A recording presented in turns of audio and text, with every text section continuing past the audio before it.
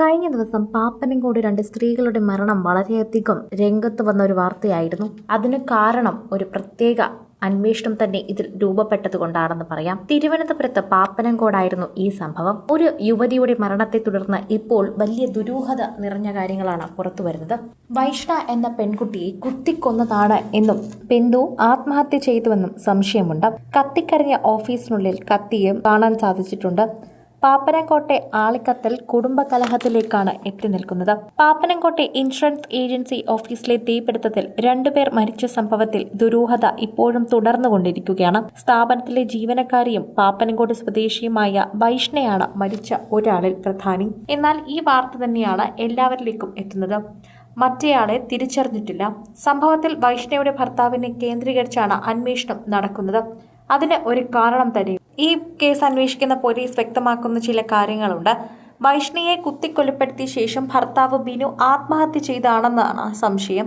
കത്തിക്കരിഞ്ഞ ഓഫീസിനുള്ളിൽ നിന്ന് ഒരു കത്തി കണ്ടെത്തിയതിനെ തുടർന്നാണ് ഇത്തരത്തിലേക്ക് ഇപ്പോൾ അന്വേഷണം നീങ്ങുന്നത് എന്ന് പറയാം. ചൊവ്വാഴ്ച ഉച്ചയ്ക്ക് 1:30 പാപ്പനംകോട് ജംഗ്ഷനിലെ കെട്ടിടത്തിന്റെ 2ാം നിലയിൽ പ്രവർത്തിച്ചിരുന്ന ഇൻഷുറൻസ് ഓഫീസിൽ തീപിടുത്തമുണ്ടായത്. ആദ്യം പുക ഉയർന്നതാണ് നാട്ടുകാർ കണ്ടത്. പെട്ടെന്ന് പൊട്ടിത്തെറി ഉണ്ടായി. തുടർന്ന് തീ അതിവേഗം ആളിപ്പടർന്നു. ശേഷം ഗ്ലാസ് പൊട്ടിത്തെറിച്ച് തീയും പുകയും പുറത്തേക്ക് വന്നു. നാട്ടുകാർ ശ്രമിച്ചെങ്കിലും തീ അണക്കാനായില്ല. പിന്നീട് അഗ്നിരക്ഷാസേന എത്തിയാണ് തീ പൂർണ്ണമായും അണച്ചത്. ഈ സമയത്താണ് രണ്ടുപേരെ കത്തിക്കരിഞ്ഞ നിലയിൽ ഓഫീസിനുള്ളിൽ കണ്ടെത്തിയത്. ഇരുവരെയും ഉടനെ ആശുപത്രിയിൽ എത്തിച്ചെങ്കിലും മരിച്ചു.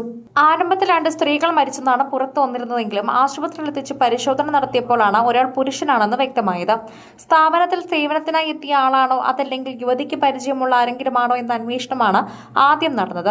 വൈഷ്ണയും ഭർത്താവും കഴിഞ്ഞ 6 വർഷമായി തന്നെ വേർപിരിഞ്ഞാണ് കഴിയുന്നത്. ഇരുവരും ഇടയ്ക്കിടെ വാക്കുതർക്കങ്ങളിൽ ഏർപ്പെടാറുണ്ട്.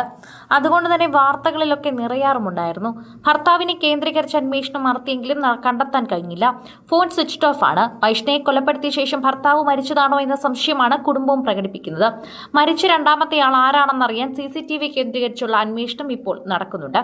ഇതിന് ചുക്കാൻ പിടിച്ചുകൊണ്ടുള്ള അന്വേഷണങ്ങളും ഇതിനോട് തന്നെ പിന്നാലെ നടക്കുന്നുണ്ട് എന്നതും വളരെയധികം വാസ്തവമായ കാര്യമാണ്. ഇതിൽ കൂടുതൽ കാര്യങ്ങൾ അറിയാൻ സാധിക്കും. അതിസാഹസികമായി തന്നെയാണ് തീപിടുത്തം ഉണ്ടാക്കിയിരിക്കുന്നത്.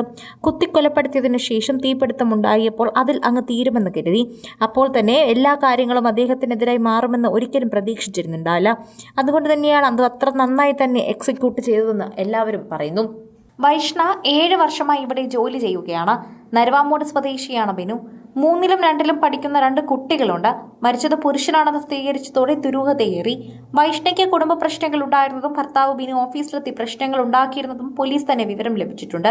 പിന്നാലെ ബിനുവിന് ഫോണിൽ ബന്ധപ്പെട്ടുവെങ്കിലും സ്വിച്ച് ഓഫ് ചെയ്യുന്ന നിലയിലായിരുന്നു. ചൂടാറ്റുകോട്ട സ്വദേശിയായ മണി ബാലകൃഷ്ണനാണ് ഈ ഫ്രാഞ്ചൈസി നടത്തുന്നത്.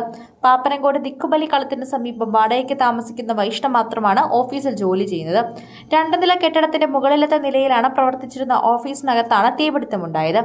എന്താണ് തീപിടുത്തത്തിന് കാരണമെന്നത് വ്യക്തമല്ല. ഓഫീസ് പൂർണ്ണമായും കത്തിയ നിലയിൽ തന്നെയാണ്. ഓഫീസ് പ്രവർത്തിക്കുന്ന മുറിക്കുള്ളിൽ നിന്ന് പെട്ടെന്നാണ് തീ ആളിപ്പടർന്നത്. ആദ്യം ഗ്ലാസ് പൊട്ടിത്തെറിച്ചു. ഇതിനുശേഷം പുകയും തീയും പുറത്തു വന്നു. ഓഫീസ് മുറിക്കുള്ളിലെ AC കത്തി നശിച്ചിട്ടുണ്ട്. ഈ പൊട്ടിത്തെറിച്ചതാണോ അതോ ആരെങ്കിലും തീയിട്ടതാണോ എന്നതിനെപ്പറ്റി ഫോറൻസിക് റിപ്പോർട്ട് വന്ന ശേഷമേ വ്യക്തമാക്കൂ. വടക്കൻ കേരളത്തിൽ നിന്നും വർഷങ്ങൾക്ക് മുൻപേ തിരുവനന്തപുരത്തേക്ക് താമസം മാറിയതാണ് വൈഷ്ണയുടെ കുടുംബം. അമ്മ സുധാകലിയും സഹോദരങ്ങളുമെല്ലാം തിരുവനന്തപുരത്താണ് താമസം.